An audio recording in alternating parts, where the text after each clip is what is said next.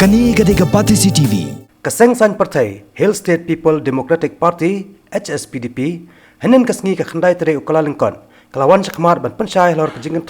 jengki babon ni kani ka Seng. Halor ka Jingbeh Seng no iki Dkhot jongka pat ki wei de ki jing panchai. Habaya keren makinong pathai ke bor hasilong press club, ki Dkhot jongka Hspdp hapo ka jelam jong chairman ka media cell uba Lyngdoh sotun. Ula panchai halor ka Jingbeh jongki bahayeng jong wei ni kinong Seng jongka Hspdp uba hoping store Lyngdoh bam kwai hadwa rublei. Kibala ong bahaka por jong bahoping ne yo bala Dkhot uma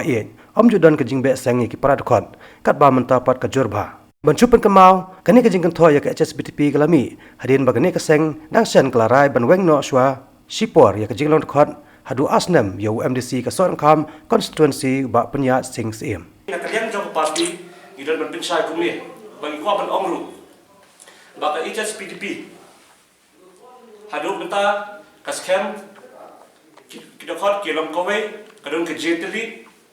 kamdon ka Jingbeh donbor na kalian jogu presiden jong Seng makani aku akan kinho khamsai kamdon ka Jingbeh donbor na kalian presiden jong parti namar haba sim ya kanu rai Hspdp bekam jong parti asim lang di Dkhot jong CEC bot om tang da presiden ni marwe ti bon syukuno di kong badariti ba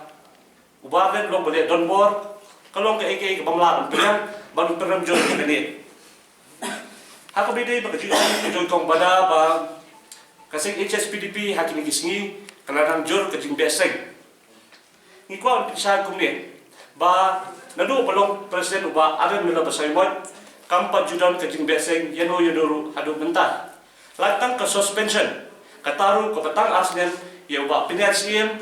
ban disiplin ya ki parhot ki bayat keryang na kirukom rekam jong parti ti lain kali suspension apa percaya biang kampadon kenu ke Jingbeh Seng hapo ke jalan ujung ba aden besaimot